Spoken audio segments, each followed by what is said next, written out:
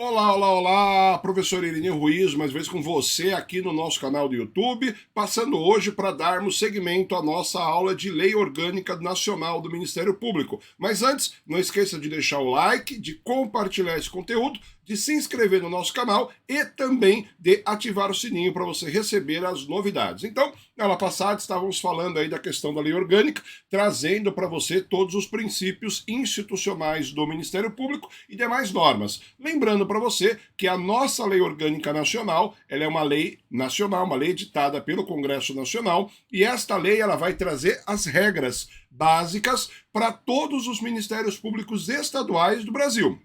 Não importa em qual estado você esteja, São Paulo, Rio, Minas, Goiás, Amapá, Rio Grande do Sul, não importa onde você esteja, todos eles vão seguir a mesma regra básica. Entretanto, caso cada um dos ministérios públicos dos estados deseje trazer algumas exceções, algumas peculiaridades, é necessário que ele siga aí para nós dentro dos termos da nossa lei orgânica nacional, tá bom? Então, para isso, nós vamos falar aqui o nosso artigo 2º. Vai aparecer aí na sua tela, vamos lá. Lei complementar, denominada Lei Orgânica do Ministério Público, cuja iniciativa é facultativa ao Procurador-Geral de Justiça dos Estados, estabelecerá, no âmbito de cada uma dessas unidades da Federação, normas específicas de organização. Nós vamos ter atribuições e estatutos do respectivo Ministério Público. Então perceba, a nossa Lei Orgânica Nacional traz a regra, aquilo que é geral, aquilo que vale para todos. E cada um dos estados, caso deseje, ele vai criar aí uma norma específica para tratar pontualmente sobre esses assuntos, tá bom? Essa daqui é a nossa estrutura.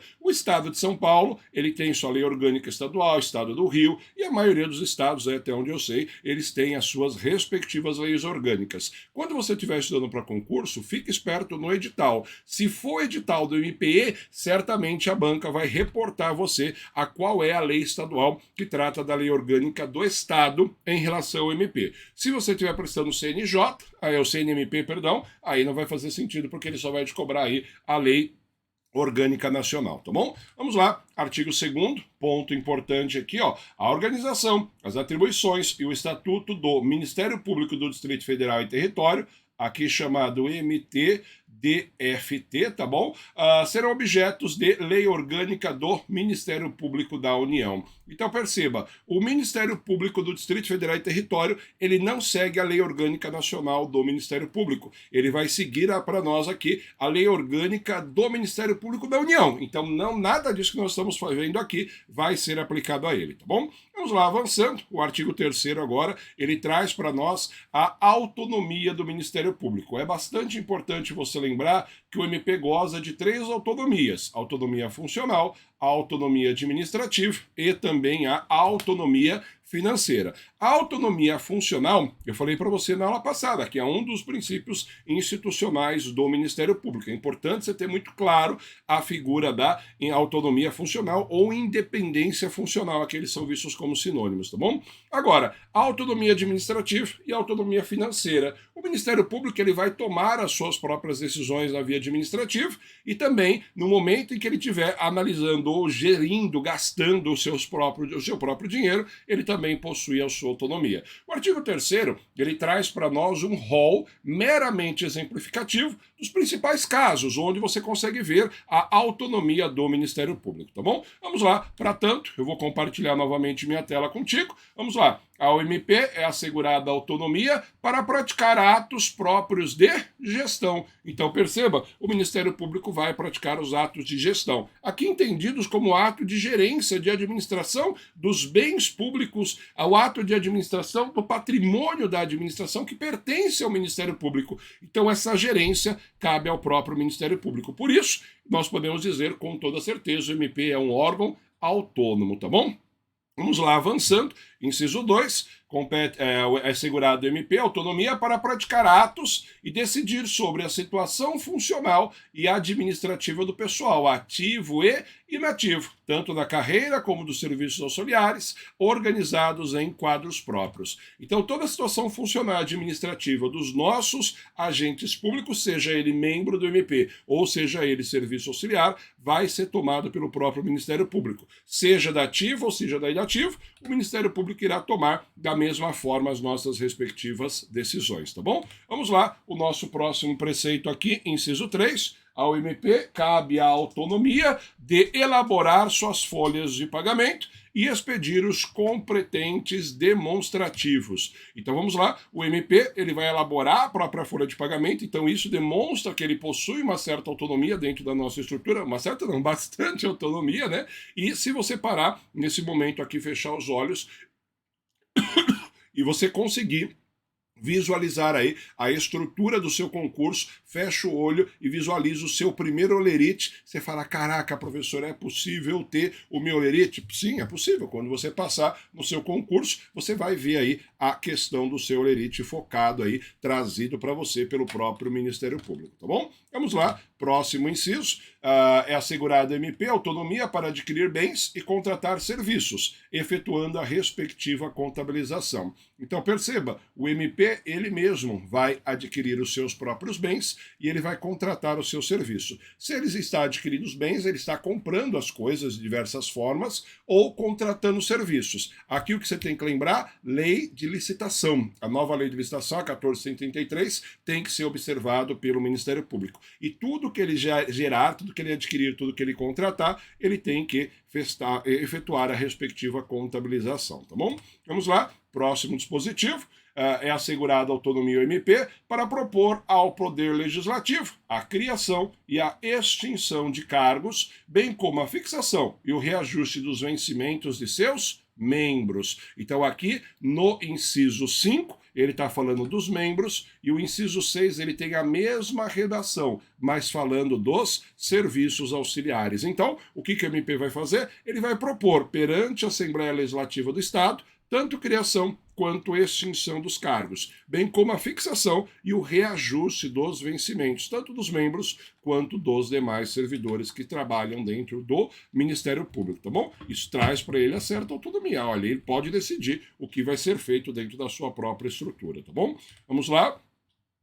Ao MP é assegurado prover os cargos iniciais da carreira e dos serviços auxiliares, bem como remoção, promoção e demais formas de provimento derivado. Então, cabe ao MP prover os seus respectivos cargos, cabe a ele realizar remoção, promoção e outras formas de provimento derivado que sejam asseguradas pelas respectivas legislações estaduais. Aqui não é a 8112, porque o MP do Estado ele vai seguir as leis estaduais. Então, se o Estado possuir o Estatuto dos Servidores Civis do Estado, o MP também vai seguir esta previsão, tá bom? Vamos lá. Ao MP é assegurada a autonomia de editar atos de aposentadoria, exoneração e outros que importem vacância do cargo e da carreira e dos serviços auxiliares, bem como a disponibilidade dos membros do MP e dos seus servidores. Perceba, na lei orgânica não vai ser exigido de você o que é aposentadoria, o que é exoneração, vacância ou disponibilidade, mas o que eu quero que você lembre é que cabe ao MP administrar e gerir todos os seus respectivos agentes públicos. Vamos lá. Depois, compete ao MP aqui assegurar a organização de suas secretarias e dos seus serviços auxiliares, das procuradorias e das promotorias. Então ele vai organizar as suas secretarias e os seus respectivos serviços auxiliares. Isso é interessante, diferente do que acontece no judiciário ou outros órgãos, trabalhar no MP é muito legal porque você tem diversos braços do MP e cada um com suas respectivas organizações. Por quê? Quando nós temos aí a instituição de uma promotoria ou de uma procuradoria, eles vão ser criadas por atos únicos e as atribuições vão estar previstas nesse ato único de criação desses respectivos órgãos, tá bom? Então vamos lá. Depois, compete ao MP também compor os seus órgãos da administração. Então nós vamos ter essa autonomia para decidir os órgãos da administração e nós vamos ver daqui a algumas aulas quais são os órgãos do MP. Eu vou falar para você órgãos da administração superior, órgãos de administração, órgãos de execução e órgãos auxiliares. São 4 órgãos aí que estão presentes dentro do Ministério Público e esses 4 órgãos são bastante cobrados para você, tá bom? Além disso, cabe ao MP elaborar o seu próprio regimento interno e cabe também ao MP exercer outras competências decorrentes aí da sua autonomia, tá bom? Então são questões aí bastante interessantes, são questões bastante polêmicas. Agora, um ponto importante que eu gostaria de falar para você é o seguinte: o Ministério Público, ele não é nenhum dos três poderes. Então vamos lá. Quando nós olhamos aqui nessa questão, é bastante legal. O MP ele não está inserido dentro do Poder Executivo, o MP não está inserido dentro do Poder Legislativo, e o MP também não está inserido dentro do Poder Judiciário. Então ele não faz parte da tripartição dos poderes, tá bom? Ligado, não tem ligação nenhuma deles. Assim como o MP não é um quarto poder. Então ele não é um quarto poder por uma questão simples. Quando você olha lá o artigo 2º da nossa Constituição, ele não traz ao Ministério Público a atribuição de ser um quarto poder. Ele só fala que o Ministério Público é uma função essencial à administração da justiça. Então o MP não faz parte dos três poderes, ele não é um quarto poder, e ele também possui uma efetiva autonomia em face de todos esses poderes. Mas toma cuidado, o fato dele ter uma independência administrativa, financeira e funcional não quer dizer que o Ministério Público seja um órgão irresponsável. Pelo contrário, o Ministério Público, assim como ente estatal que o é, ele tem que seguir todos os preceitos do direito administrativo. Então, se você pegar, por exemplo, do artigo 37 ao 41, que fala da estrutura básica da administração e dos servidores, o MP vai seguir à risca essas atribuições, tá bom? Dentro, por óbvio, das suas peculiaridades, dos seus órgãos, tá bom? O MP, ele não está subordinado ao executivo, em que pese você perceber que volta e meia nós vamos falar aqui da figura do governador, o MP não possui nenhuma ligação ao executivo, pelo contrário, ele vai exercer o papel de, inclusive, se for necessário, fiscalizar e ir para cima do executivo, caso haja necessidade de resguardar a sua missão institucional, tá bom? Então, ponto bastante importante aí que vai corroborar a nossa questão. Vamos lá, avançando aí, vai aparecer na sua aula, na sua página aí, o artigo 3º do parágrafo único, as decisões do MP, fundadas em sua autonomia funcional, administrativa e financeira, obedecidas às formalidades legais, então percebe, o MP vai seguir a lei, tem plena eficácia, tem eficácia plena, me perdoe, e executoriedade imediata, ressalvadas as competências constitucionais do Poder Judiciário e do Tribunal de Contas, tá bom? Então vamos lá, quando nós falamos aqui nas decisões tomadas pelo MP, pautadas aqui na existência da sua autonomia funcional, administrativa e financeira, elas vão gozar, primeiro, de eficácia plena, vão produzir todos os seus efeitos, e elas também vão gozar de executoriedade imediata, vão ser cumpridas na hora. Mas o fato de o MP gozar dessa autonomia e desses elementos ligados à sua decisão não faz com que o MP deixe de desrespeitar a Constituição.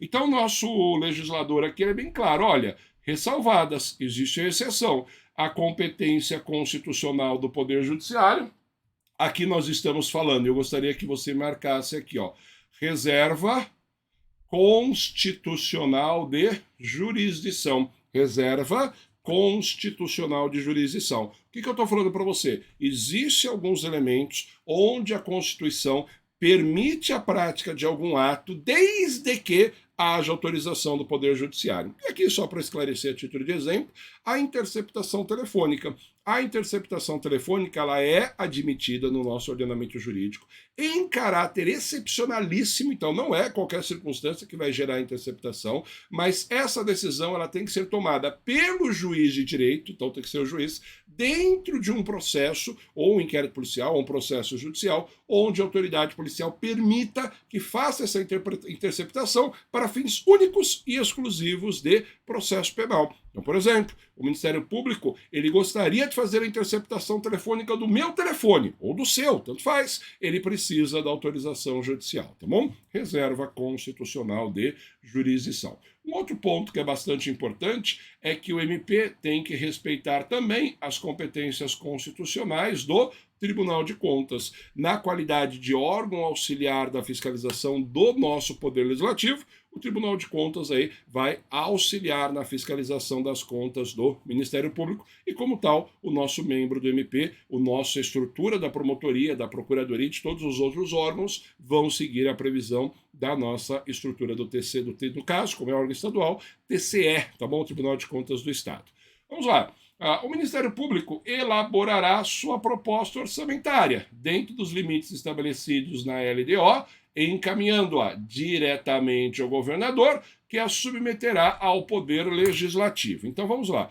O próprio Ministério Público ele vai elaborar a sua proposta orçamentária. Então ele vai olhar para a Lei de Diretrizes Orçamentárias e vai criar a sua proposta orçamentária. Uma vez criado, deliberada, aprovada a sua proposta, o Ministério Público, por meio do PGJ, vai encaminhar esse procedimento aqui, essa proposta orçamentária, ao nosso governador do estado. O governador vai receber essa proposta e o governador não pode alterar, ele não pode modificar, mexer na proposta orçamentária do Ministério Público. O governador vai pegar a proposta do MP, vai inserir junto com as demais propostas que ele já recebeu de outros órgãos. Depois que recebeu tudo, o governador vai remeter essa proposta ao Poder Legislativo. O Legislativo ele vai tramitar, a Assembleia vai discutir, vai deliberar e vão aprovar a nossa lei orçamentária anual. A lei orçamentária que traz a previsão dos gastos daquele ano. Então, por exemplo, o ano de 2001, nós tivemos aí a estrutura da lei orçamentária aprovada em 2000,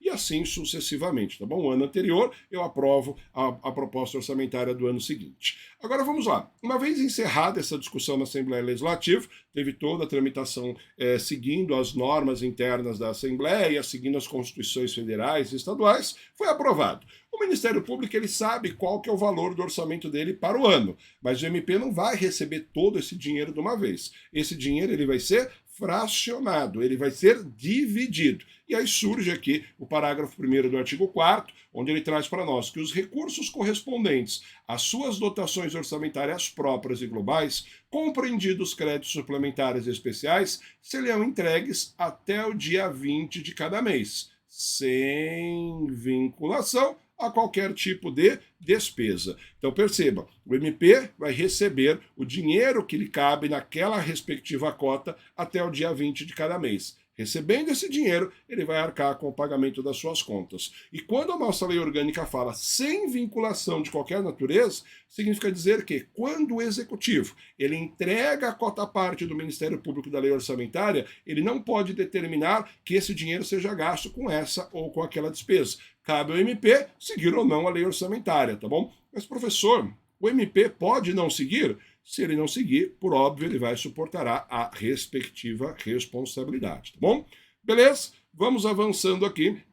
Agora, o Ministério Público, e esse artigo que eu vou entrar agora, o artigo 4º, parágrafo 2º, ele traz para você a prova cabal de que o Ministério Público está sujeita à fiscalização, está sujeito à prestação de contas, ele está sujeito aí a seguir as regras do direito administrativo. Para isso, dá uma olhadinha no artigo 4º, parágrafo 2º, a fiscalização contábil, financeira, orçamentária, operacional e patrimonial do MP, então nós estamos falando aqui de fiscalização, quanto à legalidade, à legitimidade, à economicidade, à aplicação, aplicação de dotações e recursos próprios e renúncia de receita, será exercida pelo Poder Legislativo mediante controle externo. Mediante controle externo. Vamos lá, continua aí no nosso dispositivo. Nós temos aqui a seguinte redação: e pelo sistema de controle interno estabelecido na lei orgânica.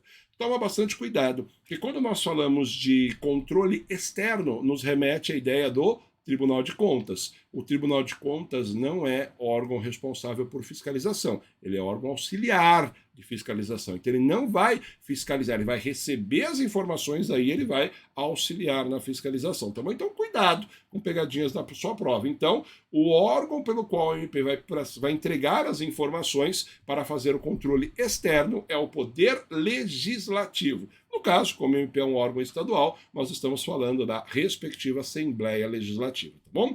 Agora, internamente, cada um dos estados vai ter um sistema interno de controle dos atos, do controle das despesas, da receita, da parte financeira do Ministério Público. Cada um vai ter um órgão diferente. Por isso, eu sugiro a você que, se você estiver prestando concurso do qual cai lei orgânica estadual, dê uma olhadinha na lei orgânica, normalmente está nos primeiros 3, 4 artigos, quem é o órgão responsável por fazer a fiscalização interna do Ministério Público, porque ele vai mudar de órgão para órgão, porque cada um dos estados terá esta autonomia para decidir para qual deles ele vai realizar aí a nossa figura da prestação de contas e do controle interno. beleza? Tranquilo? Com isso, nós encerramos aí mais uma aula para você. Não esqueça de curtir o nosso vídeo, se você gostou. Não esqueça aí também de compartilhar o conteúdo aí com algum amigo, com algum conhecido que esteja estudando para o concurso. Se inscreva no canal do professor, me adicione também lá no Instagram, tá bom?